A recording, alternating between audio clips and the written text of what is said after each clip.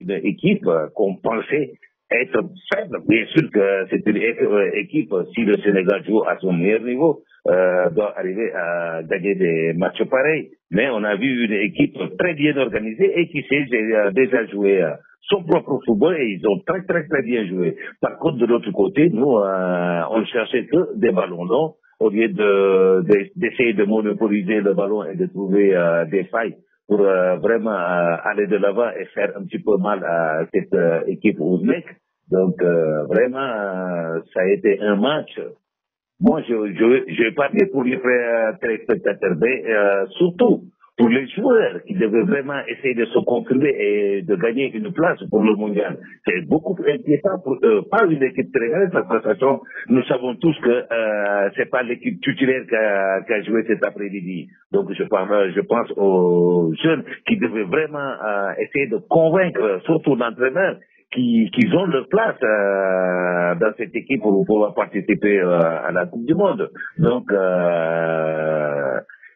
ça a été un petit peu décevant pour certains joueurs parce que normalement, même s'ils n'ont pas l'habitude de jouer ensemble, ce sont des professionnels et ce sont les meilleurs joueurs du moment qui vraiment pouvaient montrer quelque chose de mieux que ce qu'on a vu cet après-midi. Donc vraiment, ça a été une déception. Moi, je peux l'appeler comme ça, une déception, parce qu'une équipe comme ça, nous devons passer dessus, parce que c'est le Sénégal, même sur le ranking mondial, on est au-dessus de cette équipe ouzbek, et nous devons leur montrer que vraiment, on mériterait cette place de 33e équipe mondiale. Voilà. Alors, il y a eu des occasions qui n'ont pas pu être concrétisées en but. Alors, qu'est-ce qui s'est passé? Est-ce que ils ont manqué un tout petit peu de tact ou de précision? Non, ça c'est manque d'application. Déjà, Julo, il avait sur la tête pas mal d'occasions. C'est le fait d'être concentré et comme on l'appelle en Gergo dans le football, d'être des tueurs quand on arrive devant le gardien et d'être beaucoup plus serein, c'est qu'il nous manque. Donc, je pense qu'il a manqué beaucoup plus de tranquillité. Je ne sais pas ce qu'ils ont reçu des trucs comme ça et tout. Vous savez, quand on arrive à préserver les soi-disant titulaires et qu'on vous expose vous, c'est-à-dire que alors il y a un match à jouer et ce match à jouer, on est là. Peut-être vous êtes en train de jouer le mondial là-dessus, c'est-à-dire il faut confirmer pour être sur le banc peut-être ou ne pas confirmer être dehors. Et je pense que dans tout cela, j'ai vu un sentiment.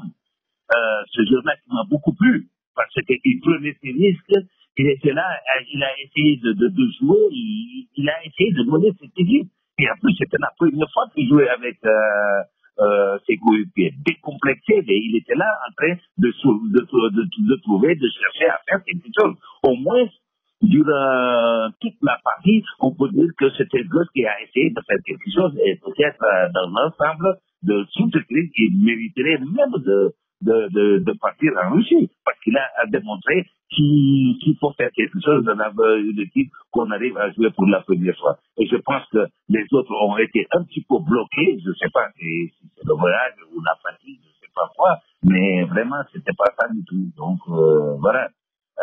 Nous attendons à une équipe qui doit commencer à vraiment à jouer au football. Et ça, ce ne sera plus une équipe ouzbek. Nous allons rencontrer Bosnie et la Croatie. Là, ce ne sera pas tellement facile pour eux. Et donc là, il faut vraiment sortir le grand jeu et vraiment, il faut noter une autre chose aussi, qu'à l'UCC, même en étant un petit peu dominé sur le plan jeu, on a vu presser pour un petit peu les emmerder, excusez-moi, c'est le football, les emmerder, ça veut dire les embêter un petit peu, essayer de les bousculer. Et vraiment, on a vu que certains joueurs, pour le moment, parce que c'est un premier match, on ne peut pas juger des joueurs, mais là, on est à deux mois, peut-être, peut-on dire 90 jours du mondial, et vraiment, c'est pas encore ça. Normalement, les joueurs doivent être tellement chauds pour essayer de gagner leur place pour aller en Russie 2018. Voilà.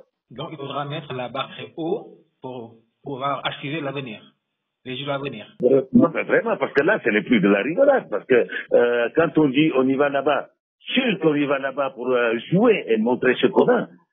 Avec l'espérance d'arriver en finale, parce qu'on peut arriver en finale si nous croyons en nos possibilités. Ça sera tellement dur, ça c'est vrai. Mais il ne faut pas aller comme figurant, on y va pour y aller. On y va pour démontrer qu'on a très bien mérité, voilà, cette qualification d'être là-bas et d'essayer de rivaliser avec toutes les grandes équipes du monde. Donc, ce n'est plus d'aller pour y aller.